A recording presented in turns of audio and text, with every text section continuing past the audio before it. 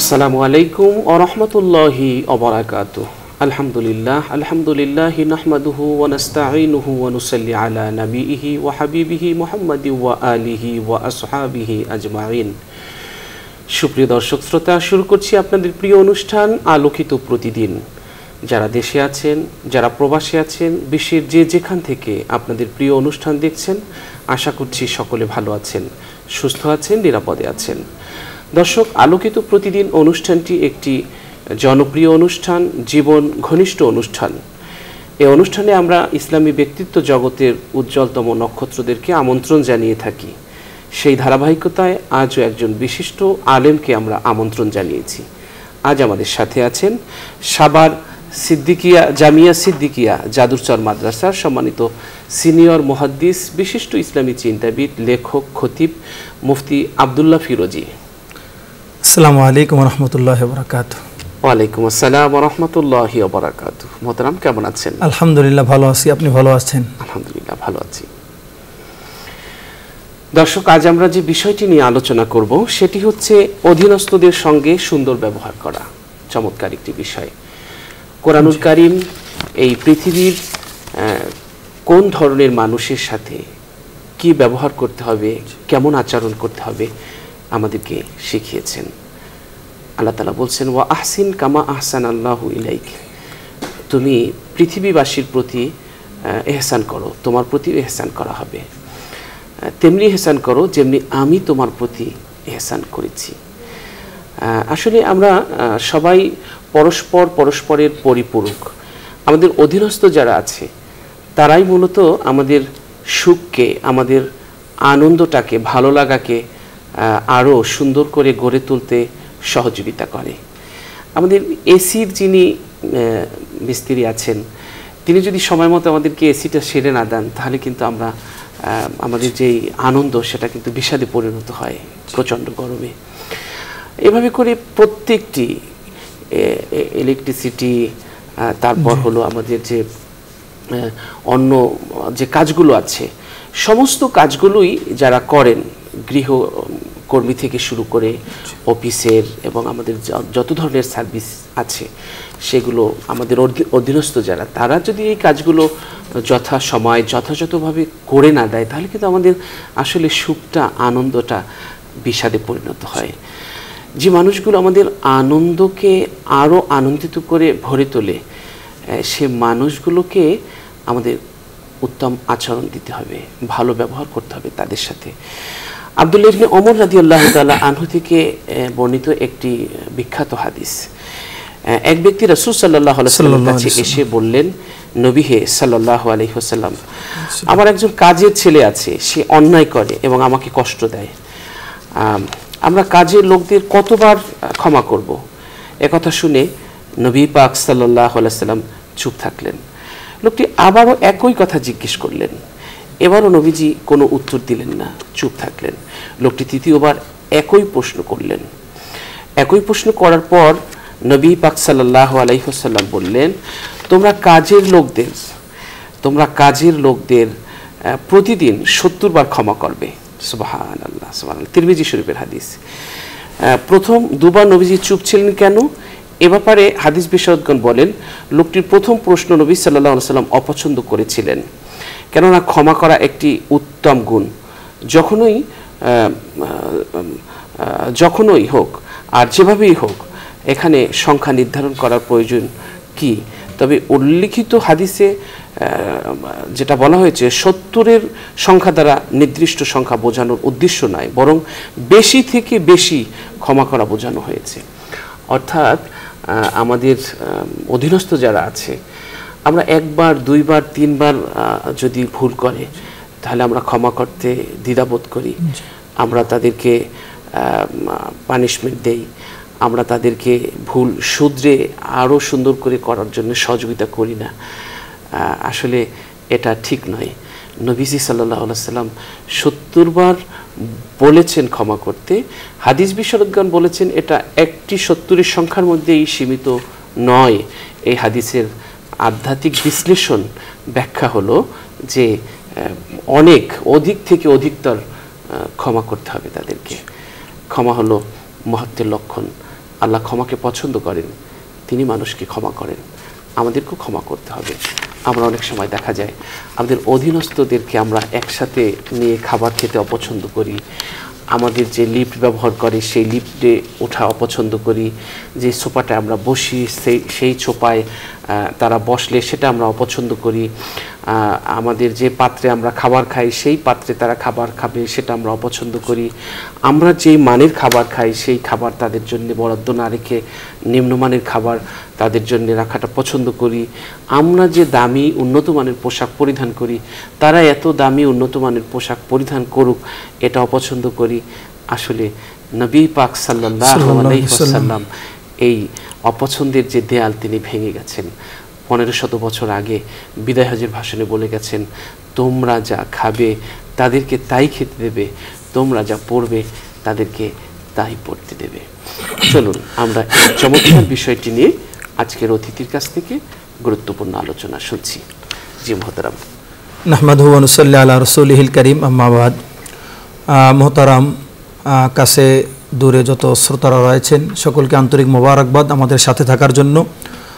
আপনি চমৎকার একটি বিষয়ে আলোচনার সূত্রপাত করেছেন যে অধীনস্থদের সাথে সুন্দর ব্যবহার করা, এক্ষেত্রে ইসলামের দৃষ্টিভঙ্গি কী, কোরআন সুন্নাহর দৃষ্টিভঙ্গি কী।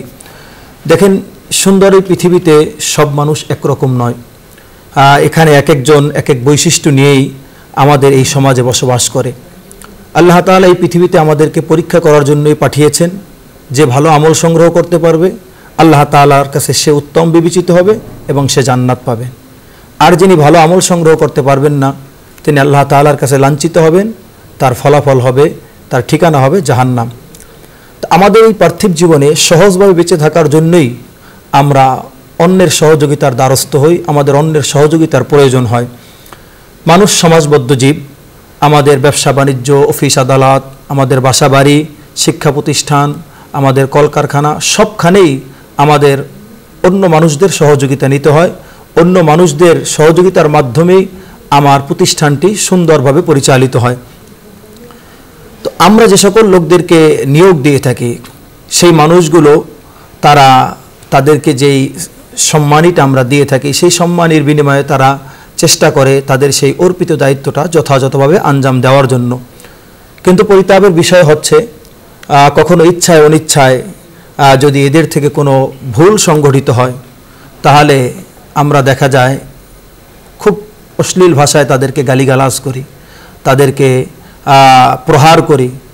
বিশেষ করে আমরা প্রায় পত্রিকার পাতায় দেখতে পাই, গণমাধ্যমের আমরা দেখতে পাই শিশু বাচ্চাদের উপরে যারা অন্যের বাসায় গৃহকর্মী হিসাবে কাজ করে সেই শিশু বাচ্চাদের উপরে নির্মম নির্যাতন চলে।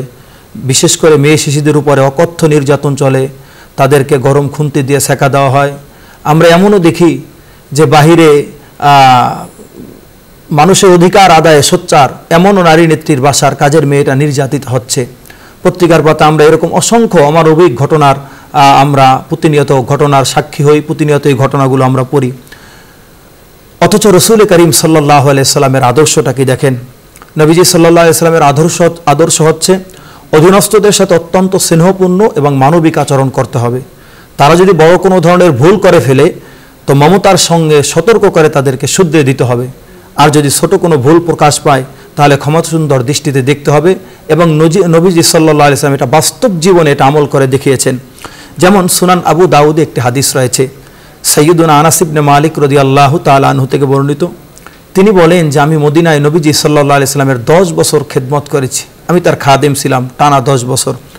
তো আমার বয়স অল্প ছিল, আমার প্রত্যেকটা কাজ নবীজির মর্জি মোতাবেক হতো না, নবীজি যেভাবে চাইতেন সেভাবে হতো না। বিস্ময়কর ব্যাপার হচ্ছে উনি বলেন এই দীর্ঘ 10 বছরে নবীজি সাল্লাল্লাহু আলাইহি ওয়াসাল্লাম কখনোই আমাকে কোনো একদিন কোনো কাজের জন্য কোনো ন্যূনতম একটু ধমক দেন নাই এবং আমাকে এতটুকু পরিমাণ পর্যন্ত বলেন নাই যে এটা কেন করেছো, এটা কেন করনি।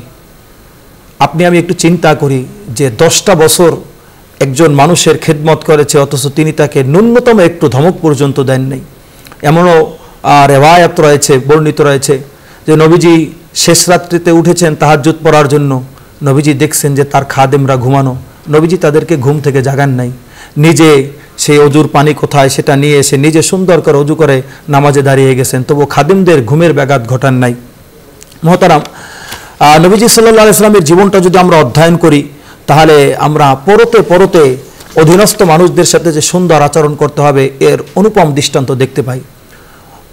আপনার আমার স্ত্রীও কিন্তু আপনার আমার অধীনস্থ, আপনার আমার সন্তান অধীনস্থ। আমরা অধীনস্থ মনে হয় আপনার আমার যারা চাকর বাকর রয়েছে, শ্রমিক রয়েছে তারা না, আপনার আমার স্ত্রীও অধীনস্থ, সন্তান আপনার আমার অধীনস্থ। এমনকি আপনার আমার অনেক সময় আমরা বিভিন্ন ধরনের পশু পক্ষী ইত্যাদি আমরা লালন পালন করি, এগুলো আমাদের অধীনস্থ। তাদের প্রতিও সদয় আচরণের ইসলাম নির্দেশ দেয়। ইসলাম শুধুমাত্র মানুষদের উপরে সুন্দর আচরণ করতে হবে এতটুকুই ক্ষান্ত হয় নাই, আপনার আমার অধীনস্থ যে পশুগুলো রয়েছে সেই পশুগুলোর প্রতিও সদয় আচরণের নির্দেশনা নবীজি সাল্লাল্লাহু আলাইহি ওয়াসাল্লাম দিয়েছেন। কোরআনের ভিতরে রয়েছে, আল্লাহ পাক দিয়েছেন, হাদিসের ভিতরে নবীজি দিয়েছেন। মুহতারাম, আমি আপনাকে আরও কয়েকটা চমৎকার হাদিস শোনাতে পারবো যে নবীজি সাল্লাল্লাহু আলাইহি ওয়াসাল্লাম কিভাবে এই অধীনস্থ মানুষদের সাথে সুন্দর আচরণ করেছেন। বিশেষ করে স্ত্রীদের সাথে তার আচরণটা ছিল অত্যন্ত চমৎকার। নবীজি, আমরা তো আজকে অনেক মানুষ দেখা যায় স্ত্রীকে আমরা স্ত্রীর মর্যাদা দেই না, তাদের সাথে আমরা সুন্দর আচরণ করি না, তাদেরকে বিভিন্ন কারণে তাদের মা বাপ তুলে আমরা গালি দেই। অথচ নবীজি সাল্লাল্লাহু আলাইহি ওয়াসাল্লামের গোটা জীবনী অধ্যয়ন করলে তার কোনো স্ত্রীর সাথে কোনো একদিন কটু কথা বলেছেন এর কোনো নজির পাওয়া যাবে না। অধীনস্থ হিসাবে স্ত্রীর সাথে তিনি অত্যন্ত সুন্দর আচরণ করেছেন। নবীজি এটাও বলে গিয়েছেন যে তোমাদের মধ্যে ওই ব্যক্তি উত্তম যে তার স্ত্রীদের কাছে উত্তম। এর অর্থ হলো যে ব্যক্তি তার আচার আচরণ, তার আখলাক, তার চরিত্র এবং তার সব কিছু দিয়ে তার স্ত্রীর মন জয় করতে পেরেছে, স্ত্রীর কাছে সে একজন চরিত্রবান মানুষ, সে আসলেই চরিত্রবান। স্ত্রীর সাথে তার আচরণটা যেন সুন্দর হয়। ঠিক তেমনিভাবে আপনার আমার সন্তানদের সাথে আপনার আমার আচরণটা অত্যন্ত সুন্দর হওয়া চাই। সন্তান আল্লাহ তাআলার দেয়া একটা বিশেষ নেয়ামত। এই সন্তানকে যদি আমি সুন্দরভাবে তাদের সাথে আচরণ করতে না পারি, তাদেরকে সুন্দরভাবে লালন পালন করতে না পারি, তাহলে এর জন্য আল্লাহ তাআলার কাছে আপনাকে আমাকে জবাবদিহি করতে হবে। সন্তানের শিক্ষা দীক্ষা, তার ধর্মীয় জ্ঞান শিক্ষা দাও, এটা আপনার আমার দায়িত্ব। আমি যদি সন্তানকে তার সুন্দর সুশিক্ষাটা দিতে না পারি, নিজের বিভিন্ন ব্যস্ততার কারণে সন্তানের প্রতি আমি অবহেলা করি, তাহলে এই অধীনস্থ আপনার আমার অধীনস্থ সন্তানের উপরে আমি কেমন যেন জুলুম করলাম, এজন্য আল্লাহর কাছে জবাব দিতে হবে। এরপরে আসি আমরা বাহিরের কথা। বাহিরে আমাদের যত শ্রমিক রয়েছে বা আমাদের ঘরের ভিতরের যেই কাজের ছেলেমেয়েরা রয়েছে বা আমাদের মিল ফ্যাক্টরি যে সকল কর্মচারীরা রয়েছে, এক কথায় আমাদের অধীনস্থ যারাই রয়েছে তাদের সাথে অত্যন্ত সুন্দর আচরণ করা চাই। নবীজি সাল্লাল্লাহু আলাইহি ওয়াসাল্লাম অনেক সুন্দর করে হাদিসের মধ্যে বলেছেন, সহিহ বুখারীর ভিতরে রয়েছে, নবীজি সাল্লাল্লাহু আলাইহি ওয়াসাল্লাম বলেছেন, ইখওয়ানুকুম খাওয়ালুকুম জাআলাহুমুল্লাহু তাহতা আইদিকুম ফামান কানা আখুহু তাহতা ইয়াদিহি ফালইউতইমহু মিম্মা ইয়াকুলু ওয়ালিয়ুলবিসহু মিম্মা ইয়ালবাসু ওয়ালা তুকাল্লিফুহুম মা ইয়াগলিবুহুম ফাইন কাল্লাফতুহুম মা ইয়াগলিবুহুম ফাআইনুহুম। বুখারীর হাদিস। নবীজি বলেন, তোমাদের অধীনস্থ যে সকল কর্মচারীরা রয়েছে, তোমাদের অধীনস্থ যে সকল মানুষেরা রয়েছে তারা তোমাদের ভাই। আল্লাহ তাআলা তাদেরকে তোমাদের অধীনস্থ করে দিয়েছেন। সুতরাং তোমাদের যাদের অধীনে এমন ভাই আছে তারা যেন সেই ভাইদেরকে সেই জিনিস খাওয়ায় যে জিনিস নিজে খায়, সে নিজে যেটা খায়, ভাইদেরকে সেটাই পরায় যেটা সে নিজেই পরিধান করে। এরপরে নবীজি বলেছেন, তোমরা তাদেরকে সাধ্যের অতীত কোনো কাজের বোঝা চাপাই দিও না, এমন কাজ দিও না যেটা তার জন্য কষ্টকর হবে। যদি এমন কোনো সময় চলে আসে, এমন কোনো পরিবেশ পরিস্থিতি তৈরি হয় যে তাদের উপরে কোনো কষ্টকর কাজের বোঝা চাপিয়ে দিতে হচ্ছে, নবীজি বলেন তখন ফাআইনুহুম, ওই কাজ সম্পাদনে তোমরাও তাদেরকে সহযোগিতা করো, তোমরাও তাদের সাথে ওই কাজে সহযোগিতা করো। এরকম অসংখ্য নজির রয়েছে নবীজি সাল্লাল্লাহু আলাইহি সাল্লাম এবং সাহাবীদের জীবনে। ওমর রাদিয়াল্লাহু তাআলা আনহু একবার তার গোলামকে নিয়ে এক রাষ্ট্রে সফরে যাচ্ছিলেন। তো ওনার যে বাহন ছিল, সওয়ারি ছিল, উনি কিছুক্ষণ সওয়ারিতে আরোহণ করে চললেন, তার গোলাম ওই বাহনের লাগাম ধরে চলতে লাগলো। কিছুক্ষণ যাওয়ার পরে সাইয়্যিদুনা ওমর রাদিয়াল্লাহু তাআলা আনহু বললেন যে থামো। থামছে। থামার পরে উনি বললেন যে তুমি এই বাহনের উপরে ওঠো। উনি বললেন, আমিরুল মুমিনিন, আপনি এটা কি বলতেছেন? বলতেছেন যে না, এটাই ইসলামের সৌন্দর্য। আমি বাহনের উপরে আরোহণ করে আমি পথ চলবো আর তুমি নিচে পায়ে হেঁটে এভাবে লাগাম ধরে পথ চলবে, এটা হতে পারে না। তুমি আমার ভাই, তুমি বাহনের উপরে ওঠো। উনি তখন অর্ধজাহানের খলিফা, আমিরুল মুমিনিন, খলিফাতুল মুসলিমিন, উনি বাহনের উপরে উঠলেন, আর উনি বাহন থেকে নেমে গেলেন, ওই গোলামকে বাহনের উপরে উঠালেন, উনি লাগাম ধরে চলতে লাগলেন। এরপর এভাবে চলতে চলতে ওনার সেই কাঙ্ক্ষিত গন্তব্যে যখন তিনি গেলেন, যাওয়ার সেই সময়টাতে ওমর রাদিয়াল্লাহু তাআলা আনহু ছিলেন লাগাম ধরা, আর গোলাম ছিল সেই বাহনের উপরে উপস্থিত। সে জায়গা সেই স্থানের লোকজন তারা মনে করলো উটের উপরে যিনি আছেন, ওনার বাহনের উপরে যিনি আছেন, তিনি মনে হয় সাইয়্যিদুনা আমিরুল মুমিনিন ওমর রাদিয়াল্লাহু তাআলা আনহু। কিন্তু সবার ভুল ধারণা ভেঙে দিলেন, বললেন যে না, উনি আমিরুল মুমিনিন না। গোলাম বলল আমিরুল মুমিনিন নিচে, যিনি আমার এই বাহনের লাগাম ধরে আছেন। সুবহানাল্লাহি ওয়া বিহামদি। এরকম উত্তম আদর্শ চরিত্রের মানে শ্রেষ্ঠ দৃষ্টান্ত, অনুপম দৃষ্টান্ত নবীজি এবং সাহাবীরা তারা আমাদের সামনে প্রমাণ রেখে গেছেন, তারা আমাদের সামনে এরকম দৃষ্টান্ত রেখে গিয়েছেন। মুহতারাম, আমি আপনাকে আরও কিছু সুন্দর কয়েকটি হাদিস শোনাচ্ছি। নবীজি সাল্লাল্লাহু আলাইহি সাল্লামের আরেকটি হাদিস রয়েছে যে আমাদের যারা অধীনস্থ মানুষ রয়েছে তাদের ব্যাপারে নবীজি বলেন আকরিমুহুম কাকারামাতি আওলাদিকুম, যে তোমরা তোমাদের অধীনস্থ মানুষদেরকে অতটাই ইজ্জত করো, সম্মান করো, সমাদর করো, কদর করো, মর্যাদা দাও যেমন তোমরা তোমাদের সন্তানদেরকে দাও। আমাদের সন্তানগুলো তো আমাদের কলিজার টুকরা। আমরা নিজেদের আরাম আয়েশ সুখ সব কিছু বিসর্জন দিয়ে সন্তানকে একটু সুখে রাখার চেষ্টা করি, সন্তানকে কিভাবে মর্যাদাবান হবে, সন্তানের সব কিছু ঠিক রাখার চেষ্টা করি। নবীজি বলেন তোমার সন্তানকে যেভাবে সম্মান করো, তাকে যেভাবে কদর করো, তাকে যেভাবে ইজ্জত দাও, তোমার অধীনস্থ যে মানুষগুলো রয়েছে তাদেরকেও তেমন ইজ্জত করো, সম্মান দাও। নবীজি এরপরে বলেছেন যে ওয়াতাইমুহুম মিম্মা তাকুলুন, তোমরা যা খাও তাদেরকেও তাই খাও। আমরা তো নিজে না খেয়ে সন্তানদেরকে খাওয়াই, নিজের খাবারের নিজের মুখের ভিতরে না দিয়ে সন্তানের মুখে আমরা তুলে দেই, এতে আমরা প্রশান্তি অনুভব করি। তো নবীজি বলছেন তোমরা তোমাদের অধীনস্থ মানুষদের সাথে আচরণটা এরকম করো, নিজে না খেয়ে তাকে খাও, এতে আল্লাহ তাআলা খুশি হবেন, ওই মানুষগুলোর দোয়া তুমি পেয়ে যাবে। মুহতারাম, নবীজি সাল্লাল্লাহু আলাইহি সাল্লাম আরও সুন্দর করে বলেছেন আমরা অনেক সময় আমাদের অধীনস্থ মানুষদের সাথে আমরা অনেক কটু কথা বলি, খারাপ আচরণ করি, অশ্লীল ভাষায় গালিগালাজ করি। নবীজি সাল্লাল্লাহু আলাইহি সাল্লাম বলেছেন লা ইয়াদখুলুল জান্নাতা সাইউল কালিমা। নবীজি বলেছেন রূঢ় স্বভাবের মানুষ, কঠিন স্বভাবের মানুষ, কটু কথা বলনেওয়ালা মানুষ, বলার যে মানুষগুলো বলে তারা আল্লাহর জান্নাতে প্রবেশ করবে না। আমরা আমাদের অধীনস্থ মানুষদের মা বাপ তুলে গালি দেই, তাদেরকে আমরা মানে বিভিন্ন জায়গায় আমরা তাদেরকে অপমান করি, অপদস্থ করি। এটা নবীজি নিষেধ করেছেন, বলেছেন এমনটা যেই মানুষ করবে সে আল্লাহর জান্নাতে প্রবেশ করবে না। মোহতারাম, আপনি শুরুতে আপনি যখন শুরুতে কথা বলেছেন, আপনি চমৎকার একটা হাদিস আমাদেরকে শুনিয়েছিলেন দৈনিক 70 বারের ক্ষমা করার কথা। এটা তো মানে আমি যদি একটু চিন্তা করি, নবীজি কত সুন্দর দৃষ্টান্ত আমাদের সামনে রেখে গিয়েছেন। আমরা আজকে দেখা যায় যে পান থেকে চুন খসলেই আমরা তাকে নানাবিধভাবে আমরা তাকে প্রহার করি, নানাবিধভাবে আমরা তাকে হেনস্থা করি, অথচ নবীজি ক্ষমার অনুপম দৃষ্টান্ত আমাদের সামনে রেখে গিয়েছেন। আমি একটু চিন্তা করে দেখি যে আল্লাহ তাআলা যদি আপনাকে আমাকে ওই মানুষটার স্থানে রাখতেন তাহলে আপনার আমার কি অবস্থাটা হতো। এইটা চিন্তা করে ইসলামের বিধান হচ্ছে, ইসলামের সৌন্দর্য হচ্ছে যেই কাজগুলো একান্ত তুমি নিজে করতে পারো, মানে যেটা আরেকজনকে দিয়ে করানোর কোনো প্রয়োজন নাই, তুমি সে কাজগুলো করো। তোমার অধীনস্থ যে মানুষটা রয়েছে তাকে একটু বিশ্রামের সুযোগ দাও।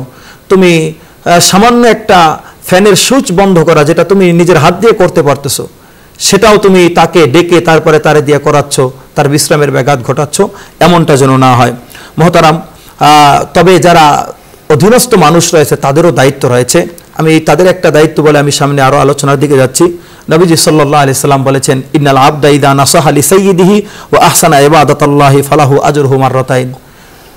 শ্রমিকদের, অধীনস্থ মানুষদের নবীজি যেভাবে অধিকার দিয়েছেন, মর্যাদা দিয়েছেন, তাদেরও দায়িত্ব আছে। তাদের দায়িত্ব হচ্ছে, নবীজি বলেন কোনো গোলাম যখন তার মনিবের কল্যাণকামী হবে, মনিবের কল্যাণকামী হবে এর অর্থ হলো, এ হাদিসের ব্যাখ্যায় মুহাদ্দিসিনগণ বলেন যে একজন কর্মচারী বা অধীনস্থ মানুষ যখন তার যে মালিক, তার যে মনিব, তার কল্যাণকামী হবে। কল্যাণকামী হওয়ার অর্থ হলো তাকে যেই দায়িত্বের জন্য, যেই কাজের জন্য রাখা হয়েছে সেই কাজটা সে পরিপূর্ণভাবে আদায় করবে। এবার এক্ষেত্রে সে কোনো লুকোচুরি করবে না, কোনো গাফিলতি করবে না, সে এক্ষেত্রে কোনো ধরনের মানে কাজে ফাঁকি দেওয়ার চেষ্টা করবে না। পরিপূর্ণভাবে সে তার মনিবের কল্যাণকামী হয়। মনিব তাকে যে উদ্দেশ্যে মাসে বেতন দিয়ে রেখেছে একদম পরিপূর্ণভাবে সেই উদ্দেশ্য আদায়ের জন্য সে সচেষ্ট থাকে। ও আহসানা ইবাদাতাল্লাহ, এবং আল্লাহ তাআলার ইবাদতটা সে সুন্দরভাবে করে। নবীজি বলেন এই দুইটা কাজ যে মানুষ করবে ফালাহু আজরুহু মাররাতাইন, তার জন্য দ্বিগুণ সওয়াব রয়েছে। তার জন্য দ্বিগুণ প্রতিদান রয়েছে। এজন্য যারা অধীনস্থ মানুষ আমরা অনেকেই রয়েছে কাজে ফাঁকি দেই, এটা তো ইসলামের সুস্পষ্ট বিধান। যদি আপনি আপনার মনিবের যে দায়িত্বের জন্য আপনাকে রেখেছেন কাজে ফাঁকি দেন, তাহলে আপনার সেই সম্মানী মাসিক আপনার বেতনটা কিন্তু পরিপূর্ণভাবে হালাল হবে না। আপনি দায়িত্বে অবহেলার জন্য আল্লাহর কাছে অবশ্যই জবাবদিহিতার শিকার হবেন। মহতারাম, আমি আপনাকে আরও কিছু পয়েন্টে আমি আপনাকে কিছু আলোচনা আমি বলতেছি শ্রোতাদের উদ্দেশ্যে।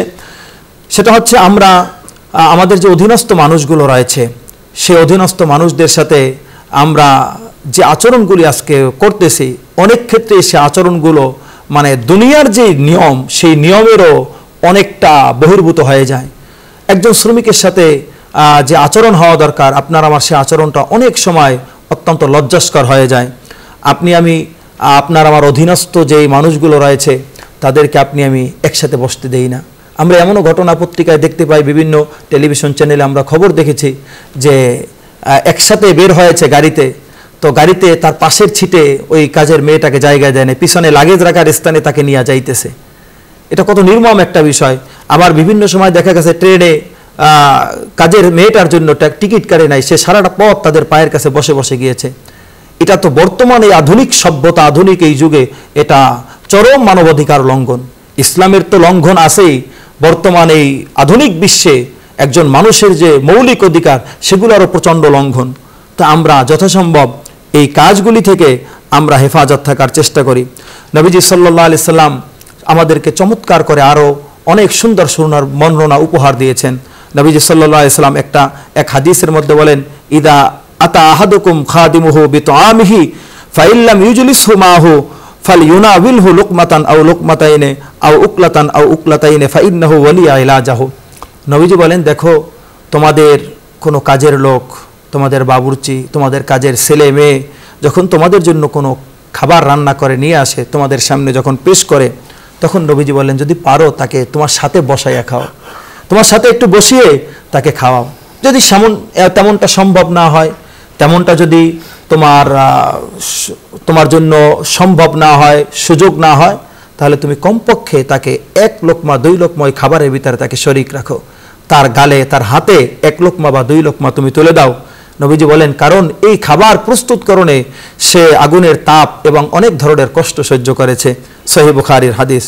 আমরা এই হাদিসটার দিকে তাকাই এবং নবীজির জীবনের দিকে যদি তাকাই, নবীজি সাল্লাল্লাহু আলাইহি সাল্লাম এই হাদিসের বাস্তব প্রমাণ রেখে গেছেন আমাদের সামনে।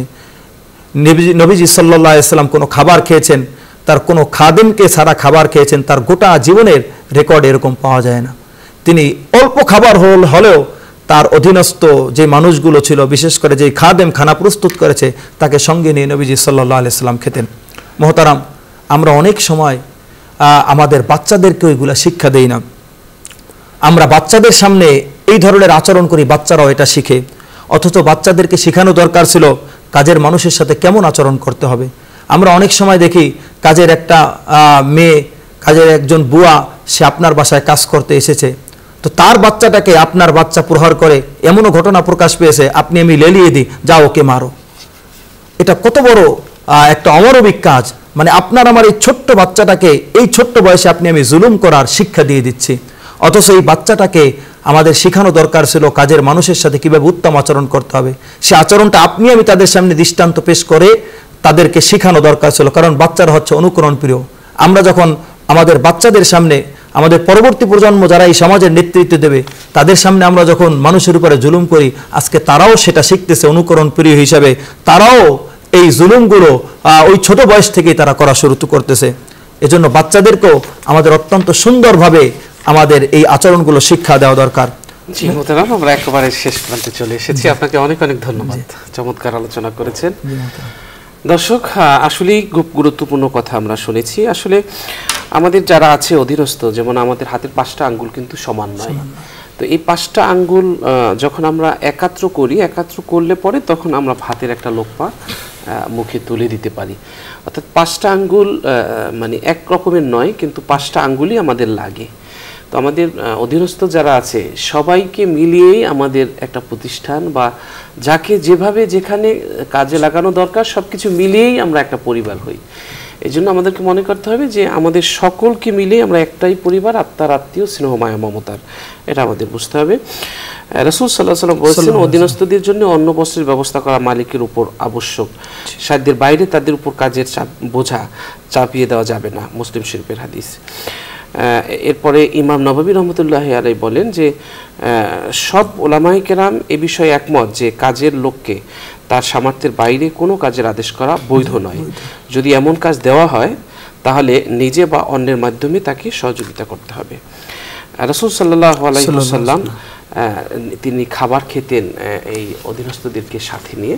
মোহতারাম যেটি বলেছেন আমরাও সেটি করব। আসলে তাদেরকে প্রহার না করে আমরা বুঝিয়ে বলবো, তাদেরকে প্রহার করা যাবে না। আনাস রাদিয়াল্লাহু তাআলা আনহু, আনাস বিন মালিক রাদিয়াল্লাহু তাআলা আনহু বলেন যে আমি মদিনায় 10 বছর নবী পাক সাল্লাল্লাহু আলাইহি ওয়াসাল্লামের খেদমত করেছি।